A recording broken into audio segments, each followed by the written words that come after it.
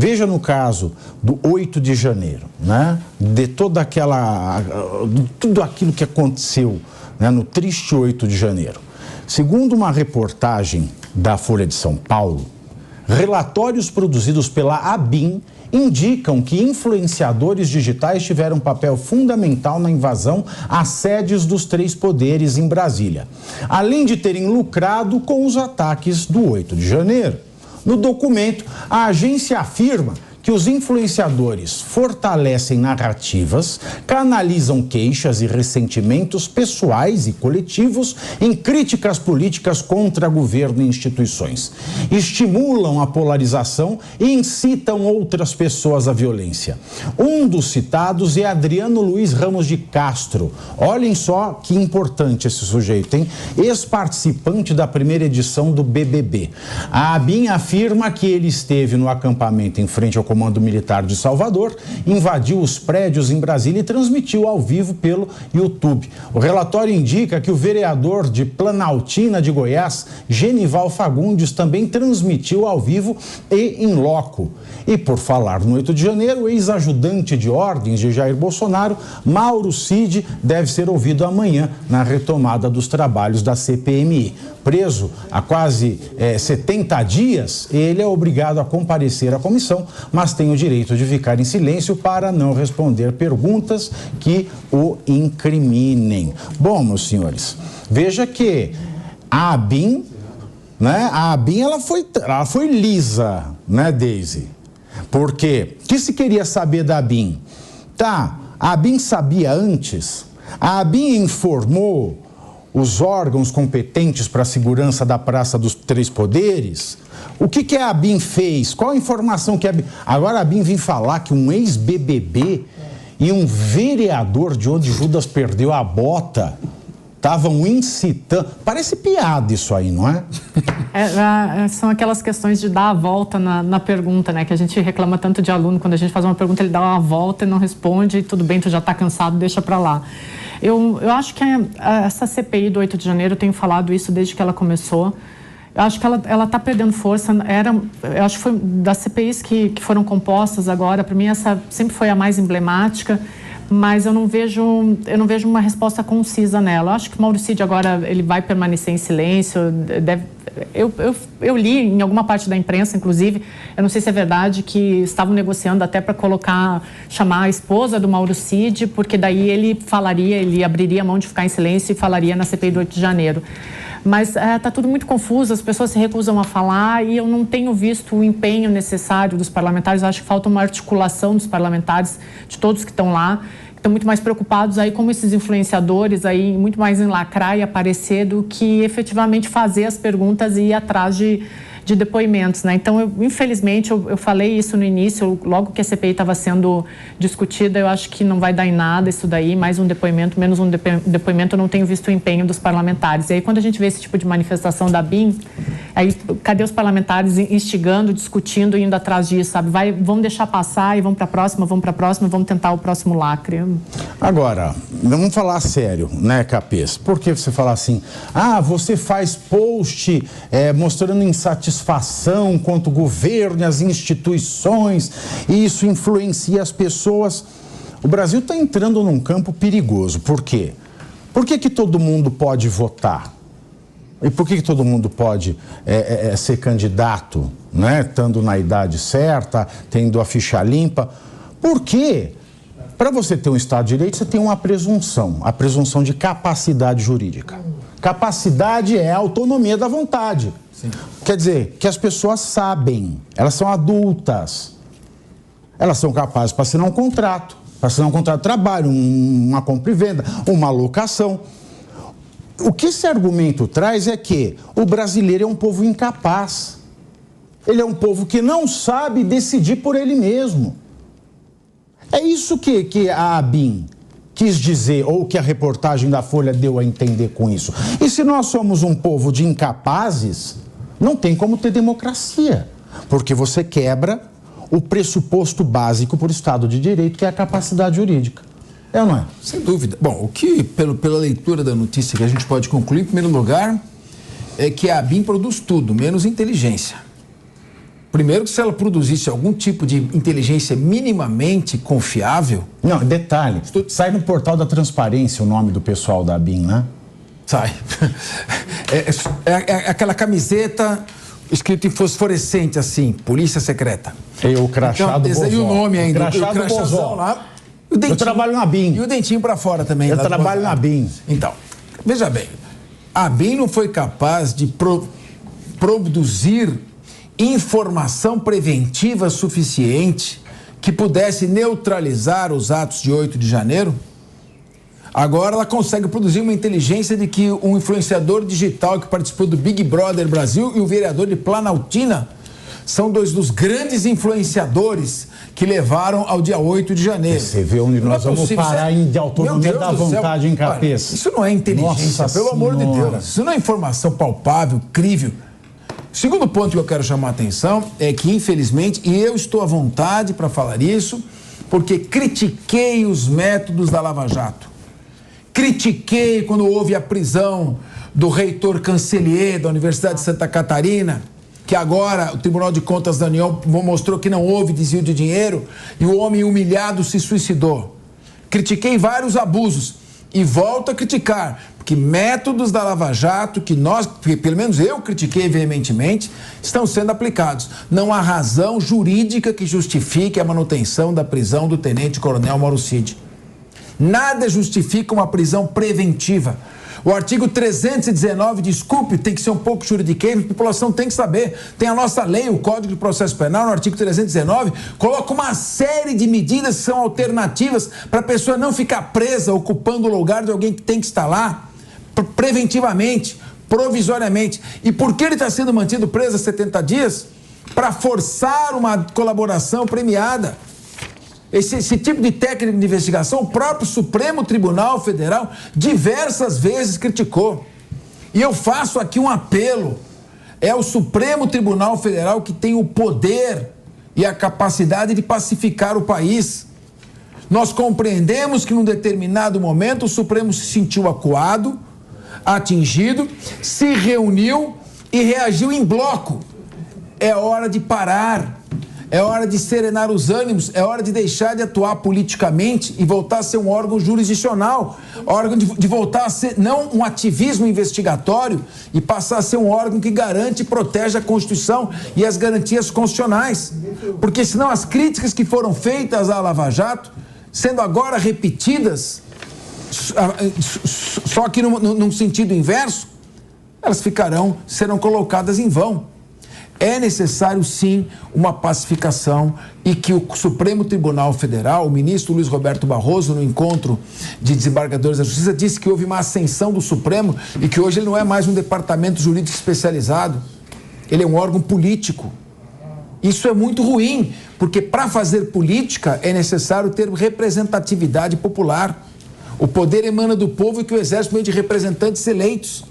Quem não tem voto como o Ministério Público, como o Poder Judiciário, tem uma legitimidade técnica, aplica a lei, interpreta a Constituição e o Supremo mais do que nunca. Então, é preciso rever essa questão da prisão com o fim de obter colaboração premiada. E, por último, só que eu gostaria que a ABIN, que já produziu toda essa inteligência, me dissesse quem é o cara que quebrou o relógio trazido por Dom João VI? Quem é ele? Qual o nome dele? Qual a história dele? Qual a vida dele? Todo mundo já viu a foto desse sujeito? Que pito ele toca? Quem pediu para ele estar lá? Pelo menos esse tipo de informação mínima poderia dar. É verdade. Não se fala do ponto comum. Agora eu acho engraçado, né? A ABIN fala, eles canalizavam queixas. Não pode se queixar mais. Não pode. Você que se queixa. O Brasil é um país com 50% da população sem esgoto, 44% das famílias endividadas, tem gente passando fome nesse país, desemprego aumenta. Você não pode se queixar. Canalizar queixas é um perigo. O que é isso? O Capês quer saber quem foi o cara que quebrou o relógio. Eu quero saber quem é aquela moça que grita e aponta dedo, que tirou foto com os policiais assim, ó. Eu sou doido para saber quem é essa mulher, qual a capivara dessa mulher, como essa mulher conseguiu colocar tanta gente lá. Gente, o que aconteceu no dia 8 de janeiro é inadmissível. É inadmissível que tanta gente consiga entrar com tanta facilidade, sendo bem recebido. Ó, gente, por aqui, parecia quando você vai entrar num museu, né? O pessoal fala, ó, por aqui, tem ali, tem água aqui, tá com sede, quer café, entendeu? Todo mundo foi muito bem recebido, policiais acabaram saindo. São essas perguntas que têm que ser respondidas. E não... essa também é uma pergunta, mas eu acredito que é uma pergunta de menor importância, né? Quem é Adriano Luiz Ramos de Castro, ex-participante da primeira edição do Big Brother Brasil? Eu não sei, vou dar um Google aí. Ou quem é o vereador de Planaltina de Goiás, Genival Fagundes? Por quê? Porque ele... Eu só conheço o Lacerda, Aqui não fala se ele organizou, aqui não fala se ele pagou, fala que ele fez uma transmissão ao vivo no YouTube.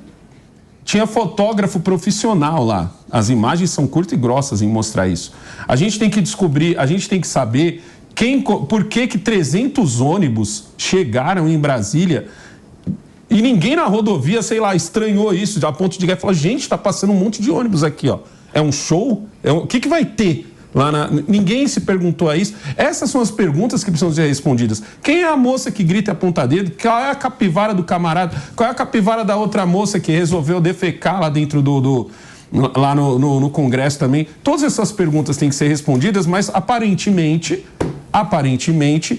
o importante é saber quem é Adriano Luiz Ramos, porque ele é ex-participante da primeira edição do Big Brother e ele fez uma transmissão ao vivo. Nossa, olha ele ali, ó. Nossa, ele é super perigoso, porque ele fez uma transmissão ao vivo. Rodou sem óleo, hein? Entendeu? Então, a gente tem que saber esse tipo de coisa para que isso nunca mais possa acontecer. E se isso aconteceu, se você teve tantas pessoas entrando desarmadas, tantas pessoas entrando pacificamente e invadindo, obviamente... O apelido dele era Didi. Quem depredou... O alemão assiste Big Brother, ele tá falando que o apelido dele era Didi. O apelido dele era Didi. Então a gente tem que saber quais são as autoridades da República que têm não participação, mas a responsabilidade em cima do ato que aconteceu. Porque isso não foi uma coisa pensada, já eram acampamentos que estavam acontecendo há muito tempo. Entendeu? Então, a partir do momento que todo mundo resolve ir para lá uma quantidade tão massiva de gente e não foram recebidos por ninguém, foi todo mundo ali. A gente tem até esqueci o nome dele lá, que comandava o GSI na época, né? O Gonçalves Dias. Gonçalves Dias, que até conduziu algumas pessoas lá dentro pacificamente, entendeu? Ele viu o cara pegando um extintor, assim. E, Alessandro, e por que a investigação de um tema tão polêmico, que diz respeito tão profundamente à democracia, é uma investigação sigilosa? Por que a população não pode acompanhar os atos que estão sendo produzidos? O que tem de sigiloso nesse... A questão é pior ainda. Por que a investigação em regra sigilosa, eu aprendi isso no livro do professor Capês. Sim, mas aí é o seguinte, ela é sigilosa, já passou o prazo. Imprensa. Tem prazo para investigação. Já passou o prazo. Sim. Deveria ter vindo à tona. E outra, a CPMI pediu acesso a documentos.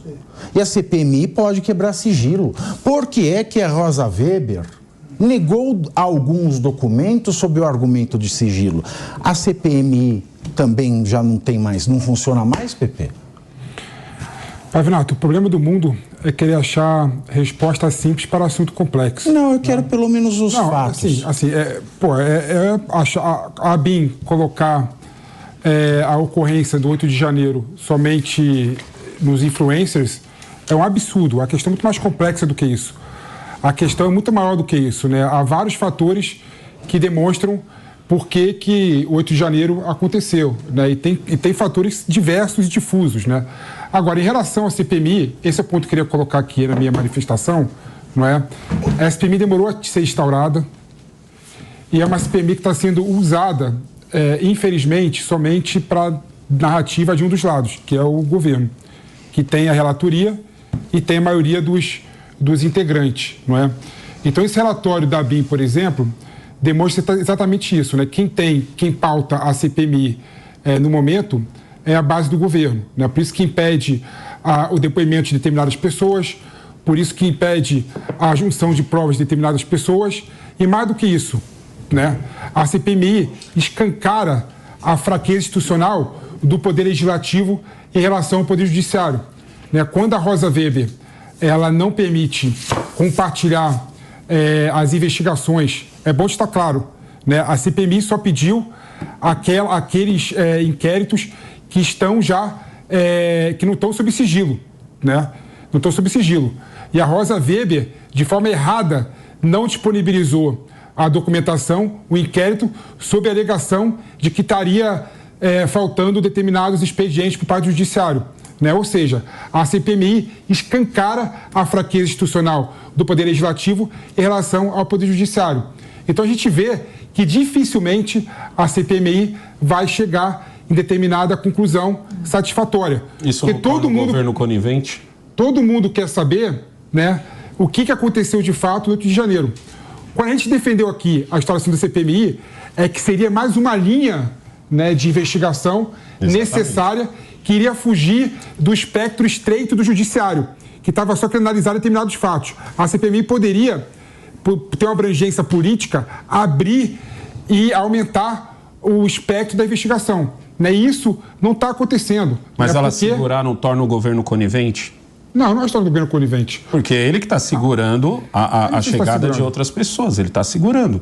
Ele só está querendo trazer quem fomenta a narrativa dele. Por isso a gente está tendo aqui que falar do ex-BBB e o vereador que ninguém conhece. A investigação que se espera imparcial é a investigação da Polícia Federal. É isso. A CPMI sempre é uma investigação política. Agora, uma investigação técnica, profissional, de um fato que foi público, de um fato que todas as provas já foram produzidas e já estão anexadas ao inquérito e cuja revelação em nada vão atrapalhar o andamento da investigação, elas não podem ser sonegadas da CPI nem do conhecimento da população.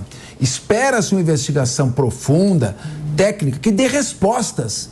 Agora, uma investigação que está demorando demais, não traz respostas, ficou só na superfície, está prendendo as pessoas que estavam ali andando pela esplanada dos ministérios, quando, na verdade, a investigação tem que buscar quem financiou, qual é a origem do dinheiro, quem estava lá, quem são todas as pessoas que estavam ali quebrando o patrimônio público, todas as pessoas que estavam ali conturbando a ordem, desrespeitando o livre exercício dos poderes, mesmo que lá não estivesse naquele momento tendo qualquer tipo de trabalho ou atividade. Mas claro que interfere em esse tipo de destruição. Quem são essas pessoas? Agora, o que nós sabemos é o pessoal que estava caminhando ali, alguns para protestar mesmo, a imensa maioria com certeza para não invadir e não queria que fossem praticados aqueles atos de violência. Muitos queriam. Então é preciso saber como vamos separar o joio do trigo. As denúncias até agora são denúncias de fatos coletivos, sem individualização de responsabilidade, sem individualização dos fatos. Tem pessoas que estão presas até agora sem nenhuma razão ou necessidade de permanecerem presas. E a investigação não revela as provas. Sabe o que mais incomoda o brasileiro? É o seguinte: ao mesmo tempo que a gente está procurando pelo em ovo. Aqui. A gente criou essa categoria, é um crime contra a democracia. Ele se queixou e canalizou ressentimentos. É um crime contra a democracia. Oh, meu Deus. E a gente vê aqui o caso do ator José Dumont. Sim. Que foi pego com pornografia infantil. Além de outras denúncias, né, de realmente ter ido às vias de fato com menor de idade. Sabe quanto que ele pegou de condenação? 1 ano de prisão em regime aberto. Isso é absurdo. Tá? Por ser idoso e ter bom comportamento. Que bom comportamento é esse? Ele gosta das criancinhas? Olha onde a gente está chegando nesse país. Nós estamos armando um circo para falar o ex-BBB canalizou queixas e ressentimentos. Olha. Agora, né, que tá, o Eduardo Bolsonaro fez uma comparação de professores com traficantes. É o fim do mundo, vamos caçá-lo. Agora, um pedófilo pega 1 ano em regime aberto porque é idoso e tem bom comportamento. Onde é que nós vamos parar nesse país? Alguém me responde onde é que nós vamos parar? Que é a pedofilia do bem, a pedofilia do bom velhinho? Você lembra em 2007... Que é isso aqui que eu vi na decisão. Você lembra em 2007, quando houve aquele acidente, aquela tragédia, o acidente aéreo no pouso no aeroporto de Congonhas? Quem foi responsabilizado? o dono de uma boate do Bahamas. Então, prenderam o dono da casa de prostituição, vamos dizer assim. Agora, eu queria fazer uma pergunta. A casa de tolerância. Agência Brasileira... Eu não sei o que se passa por lá. Agência Brasileira de Inteligência, a ABIN, é o Serviço de Inteligência Civil do Brasil. Quer dizer, tem que levantar informações que são estratégicas. A principal função da agência é investigar ameaças reais e potenciais, identificar oportunidades e interesses da sociedade brasileira e defender o Estado democrático de direito. Tem um orçamento de quase 700 milhões de reais por ano. Eu pergunto, vocês já disseram que o Big Brother, lá o cara que participou do Big Brother, contribuiu. Eu queria saber, por favor, quem é o cara que estava quebrando o relógio do Dom João VI? Quem é a menina que o Alessandro Negão disse estava ali fazendo selfie com os policiais naquela intimidade toda? Quem são essas pessoas? Quem as financiou? Por que elas chegaram até lá? Qual a ideologia delas? Qual o trabalho delas? Qual a ficha criminal que elas têm? ABIN, responde para nós. Eu acho que... Isso é um equipamento público, pago com dinheiro público, para fazer inteligência de Estado, não inteligência de governo. Até para completar a pergunta do Capês, é assim, hoje em dia as pessoas não estão mais se reunindo em porões para poder confabular essas coisas. Não, elas estão aqui, ó. E elas gostam de mostrar para todo mundo o que elas estão fazendo. Então, como que você realmente a ABIN não sabia que essas pessoas já estavam fazendo isso? Porque a moça que grita e aponta dedo, que eu falo tanto, ela chegou lá como uma vitoriosa. Ela chegou lá como alguém que tinha uma missão e cumpriu a missão. Cadê a ABIN que não estava fazendo isso? Cadê a ABIN que não estava dentro dos grupos de WhatsApp? Cadê a ABIN que não estava sabendo já da movimentação de tantos ônibus? Gente do céu, imagina quantos são 300 ônibus, é muito ônibus. Entendeu? É ônibus de você fazer trânsito numa rodovia. Como que isso não despertou, no mínimo, a curiosidade? Como que tanta gente que já estava há muito tempo em frente a quartéis e do nada esse povo resolve todo ir para Brasília, como que a ABIN já não sabia que esse povo estava se deslocando para lá, para poder impedir? Essas são as coisas que então, cadê a ABIN? Cadê a ABIN para pescar pedófilo em rede social? Perfeito. Para ver perfil de Twitter de bolsonarista é fácil. Agora, para ver pedófilo, cadê a ABIN? Cadê a ABIN? Essa é a pergunta. Para que serve a ABIN? Que quer informação estratégica? Porque para ver Twitter eu também vejo. Sim. Não, mas eu tenho uma dúvida. Preservar as futuras gerações do que combater pornografia infantil. Eu tenho uma dúvida real aqui. Qual o real papel da ABIN? Né? Eu entendo, por exemplo, o caso de já ter acontecido o dano. Aí é a função da Polícia Federal, a polícia definir e investigar quem é a pessoa que depredou o relógio. Perfeitamente, parabéns. A ABIN, na verdade, ela funciona como órgão de inteligência do Estado para evitar esse tipo de coisa. Tia, pode abrir a câmera? Eu quero fazer um momento de concordância. Por favor, olha que bonito. Aqui, pacificação. A ABIN é inteligência preventiva. É isso. Tá agindo que nem um almanaque. Exatamente. Tá, revista de fofoca. Tá fazendo? Eles fazem investigação. Né? É contigo. Investigação no Google. Eles fazem investigação no Google. Não, gente. Lembra quando seguinte, tinha fotonovela? Aquelas fotografias branco e preto que você ia... Não lembro. Tinha assim, não tinha ainda computador, então você colocava em sequência as pessoas a nuvenzinha com as frases escritas. Era muito legal. Gibizinho. Gibi era muito bom. Hoje é mangá que fala, Gibi era muito bom.